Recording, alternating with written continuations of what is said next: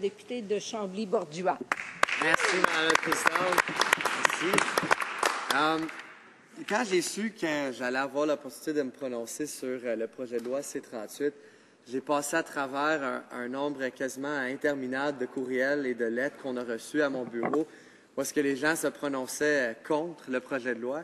Évidemment, un discours en chambre pour un député, c'est la meilleure opportunité de représenter le bonheur ou le malheur dans ce cas-ci de mes concitoyens de Chambly-Bordua. Mais malheureusement, avec tout le mécontentement que j'ai vécu par rapport à ce projet de loi-là de la part de mes concitoyens et toutes les mesures qui sont présentes dans ce projet de loi Cheval-de-Troyes, j'ai décidé de prendre une façon différente de décrire à quel point ça va impacter ma circonscription en vous racontant une anecdote, si vous me permettez, Madame la Présidente. En fin de semaine, j'ai pu participer samedi à une activité qui m'a donné la chance de parcourir la rivière Richelieu qui coupe en deux morceaux mon comté. C'est le noyau de mon comté. Et en faisant ce parcours de la rivière, j'ai vraiment constaté toutes les différentes façons négatives que le projet de loi C-38 va affecter ma communauté. Donc, j'ai commencé à Chambly, le point de départ. On décide de partir, on part de Chambly maintenant. On n'a même pas encore embarqué dans l'eau avec nos canots. Et déjà, je peux constater plusieurs façons que mon comté va être impacté de façon négative. Premièrement, et c'est une question que j'ai posée au secrétaire parlementaire du ministre des Finances la semaine passée, sans malheureusement de réponse adéquate quand elle a fait un discours, mais c'est l'impact sur le secteur de tourisme. Comme j'ai répété à maintes reprises dans cette Chambre, j'ai eu le plaisir en comité d'apprendre que le Fort Chambly est un des sites de Parc Canada les plus visités au Québec et malheureusement sera affecté par les coupures à Parc Canada. L'offre de services du Fort Chambly sera réduite. Je trouve ça un peu intéressant parce que c'est un des lieux très importants pour la guerre de 1812. Un des plus grands héros de la guerre de 1812 provenant du Québec vient de Chambly. On a une statue en son effigie devant la mairie.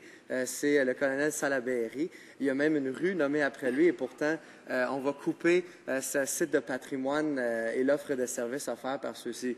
Donc, tout le début de mon histoire seulement et on voit déjà un impact très important.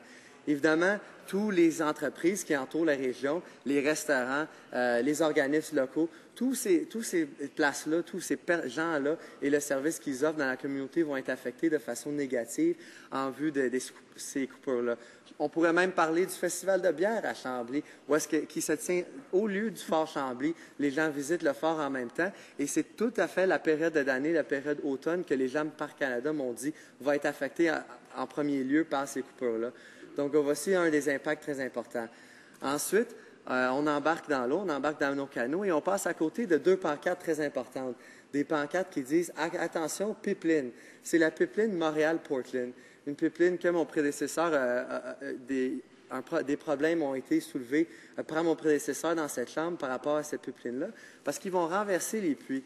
Et à cause de ça, à cause de l'infrastructure qui date d'il y a 60 ans, on met à risque l'intégrité du structure et on pourrait causer des dégâts. C'est une pipeline qui est située en dessous de l'eau, en dessous de la rivière. On passait par-dessus en canot. Et quand on réalise non seulement la valeur patrimoniale de cette rivière, mais aussi la valeur économique, la valeur environnementale, on réalise à quel point ça pourrait avoir un impact dévastatrice. Là, vous allez me demander, une pipeline qui a 60 ans, c'est quoi le rapport avec C-38? C'est pas compliqué. Ça démontre à quel point c'est important d'avoir des structures environnementales, de vérification environnementale qui ont de l'allure, qui sont adéquates, qui vont jusqu'au fond d'un problème pour s'assurer qu'on ne revit pas ce même genre de situation-là, où est-ce qu'on a une infrastructure qui n'est pas à la hauteur de maintenir une fuite d'huile en dessous d'une rivière. Et on s'entend qu'il y a 60 ans, les réglementations environnementales n'étaient pas pareilles. Et la raison qu'on a amélioré nos réglementations, c'était de s'assurer qu'on ne revit pas ces mêmes problèmes-là. Et étant donné que je représente une communauté qui est au fait d'une telle problématique, je réalise l'importance de ces procédures-là et l'impact négatif que ça aura de les détruire, d'enlever toutes ces mesures-là afin d'expédier un processus.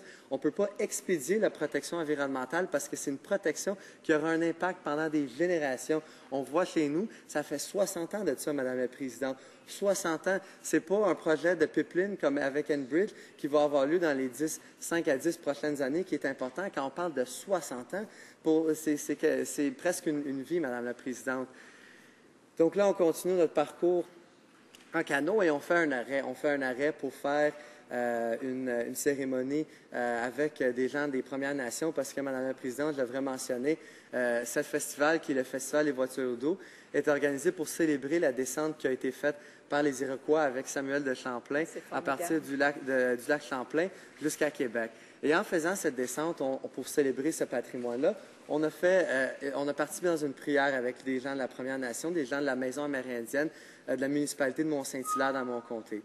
Et en célébrant, en faisant ces prières-là, j'ai réalisé, comme ma collègue de Churchill a souligné, et plusieurs autres de mes collègues, l'impact négatif que ça aura sur nos communautés autochtones, que ce soit à cause du manque de rigueur dans nos procédures environnementales qui auront lieu par la suite après les changements proposés par C38, mais aussi par différents manques de financement, des coupures. On pense aux services sociaux, les services de santé. Je sais, j'ai ma collègue à côté de moi qui est notre porte-parole pour la santé des communautés autochtones.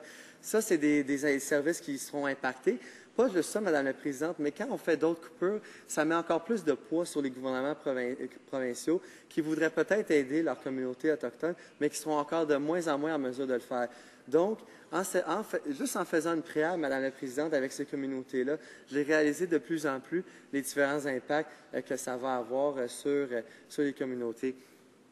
Donc là, on continue notre parcours, Madame la Présidente, et je passe à côté de la résidence richelloise. Les résidences richelloises, c'est une résidence qui se trouve dans la municipalité de McMasterville, dans mon comté. Et j'ai eu le plaisir au mois d'août passé de fêter avec eux le festival, la Fête Soleil. Et évidemment, une résidence, vous savez très bien, Madame la Présidente, c'est des personnes âgées. Et j'ai pensé aux impacts qu'il va y avoir sur ces personnes âgées-là.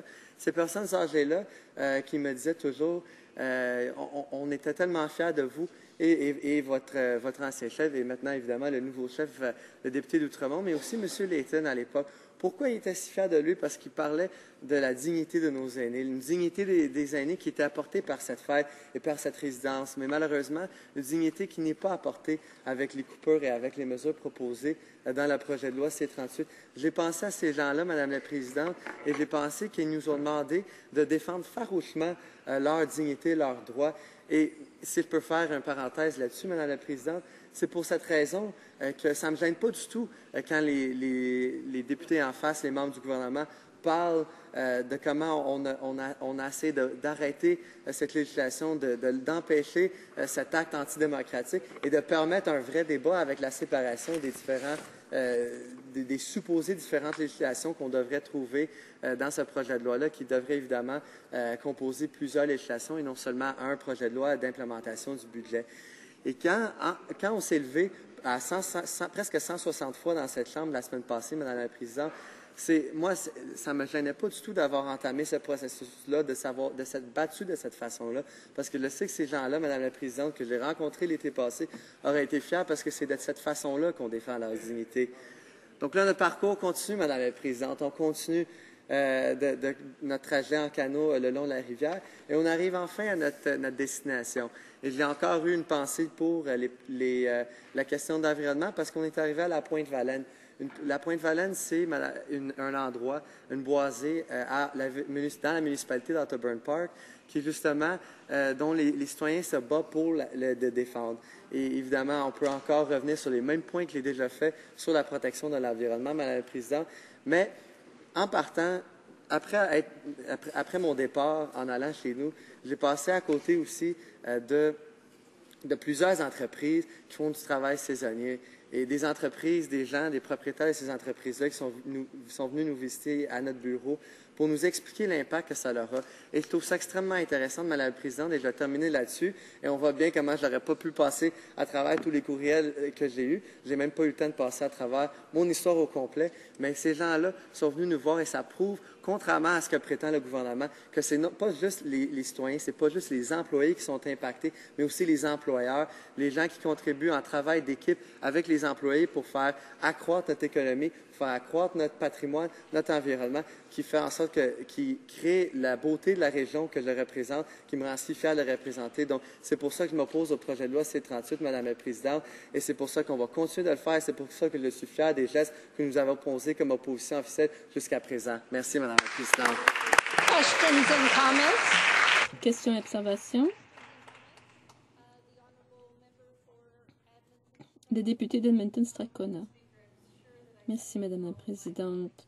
Je suis certaine de me faire la porte-parole de mes collègues et de tous les députés ici présents d'avoir donné un visage humain à ce projet de loi.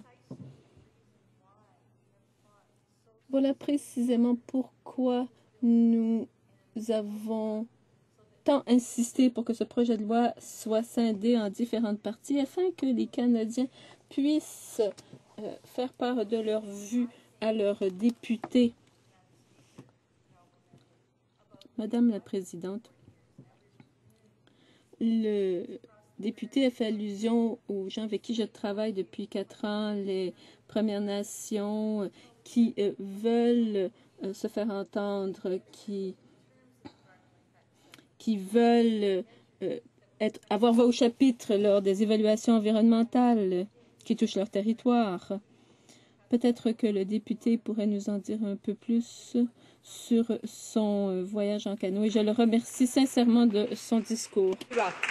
Bien, merci, Madame la Présidente, et je remercie ma collègue pour sa question parce que, comme elle a si bien dit, elle aussi a travaillé d'une façon qu'elle a touché la communauté. Et c'est vraiment quand on touche la communauté et qu'on discute avec eux qu'on réalise à quel point ça leur a un impact. C'est pour ça que je pensais que c'était une histoire tellement importante à raconter parce que, comme elle l'a dit, il faut mettre un visage humain au travail qu'on fait. C'est un visage humain qu'on ne trouve pas dans cette législation, dans C-38. Parce qu'évidemment, on pense souvent aux gens qui se sentent déconnectés du processus politique et c'est exactement à cause de gestes comme celui qui est posé par le gouvernement que ces gens-là se sentent déconnectés. C'est important de discuter avec les gens. Et mon collègue de Longueuil, Pierre Boucher, plutôt a posé une question à un collègue en face pour lui demander s'il n'avait pas seulement entendu, mais également écouté. Et le collègue en face semblait bien insulté par cette question, mais c'est la réalité, Madame la Présidente. C'est une leçon qu'on apprend très jeune. Il ne faut pas juste entendre les gens. Quand on va à une consultation, c'est pas juste les entendre, c'est les... Questions et commentaires? Questions and comments? The Honourable Member for Algoma Manitoulin. Le député d'Algoma Manitoulin, Kapuskasing. Aussi, j'étais vraiment impressionnée par son discours, sans note avec ça. Ça fait que c'est très bien. Alors, je voulais juste, moi aussi, dire comment est-ce que ça va avoir un impact dans ma circonscription, la circonscription que je représente, la circonscription d'Algoma Manitoulin, Kapuskasing. Comme vous savez, il y a beaucoup de lacs et puis il y a beaucoup de préoccupations au sujet de l'impact que ces changements-là vont avoir sur le tourisme et surtout sur les industries minières qui vont peut-être ouvertes dans pas longtemps. Et puis la protection des environnements. Fait qu'on n'a plus qu'à penser à Grassy Narrows, la Première Nation Grassy Narrows, et le fait que l'empoisonnement de mercure des années passées a encore un impact aujourd'hui. Et les lois environnementales avaient été vraiment serrées un peu depuis que ça va arriver. Mais là, on va tout démanteler ça. Et puis l'impact que ça va avoir sur des nouveaux projets sur l'environnement, je pense que ça va être vraiment au détriment de notre santé et des santé de nos commettants. Fait que peut-être qu'ils voudraient commenter sur ça. L'honorable député de Chambly-Bordua, il reste à peu près 1 minute et demie. Bien, je remercie ma collègue pour sa question et je suis content d'entendre les questions parce que ça démontre la passion que nous avons pour le travail dans nos communautés, dans nos circonscriptions. Elle a parlé de santé, c'est extrêmement important parce que, comme je l'ai dit dans mon discours, On a déjà vécu des erreurs, on a déjà vu qu'est-ce qui peut arriver quand on ne met pas en place un processus adéquat, un processus approfondi. Et encore une fois, on comprend l'importance de vouloir procéder rapidement. Il n'y a personne qui est contre ça. Mais dans l'optique où on parle d'environnement, dans l'optique où on parle de projets qui pourraient, s'ils sont mal menés, avoir un impact dévastateur sur les communautés dans lesquelles ils sont situés, surtout dans les communautés de Premières Nations, comme ma collègue l'a mentionné. Quand il y a des impacts aussi graves, Madame la Présidente, c'est important de ne pas précipiter la chose parce qu'on ne parle pas juste des bénéfices à court terme, on parle de la réalité à long terme, on parle de l'impact à long terme. Et ça ne s'applique pas juste pour la santé et l'environnement, ça s'applique pour tout. Ça s'applique quand on parle de la sécurité de la vieillesse, quand on parle des gens de mon âge qui veulent prendre leur retraite. C'est quoi l'impact dans le long terme que ça va avoir? Gouverner, le gouvernement me parlait de responsabilité, de faire des choix. Bien, faire des choix puis prendre la responsabilité, c'est pas juste de considérer l'impact dans 1 an, 2 ans, puis de dire c'est pas grave, les gens qui vont prendre la retraite dans 2 ans ne seront pas affectés. C'est de penser dans 10 ans, 20 ans, voire même 30 ans. C'est une erreur qui s'est produite quand on regarde ça. C'est important de penser comme ça. C'est ça la vraie responsabilité de gouverner. C'est une responsabilité que l'NPD amènerait au gouvernement.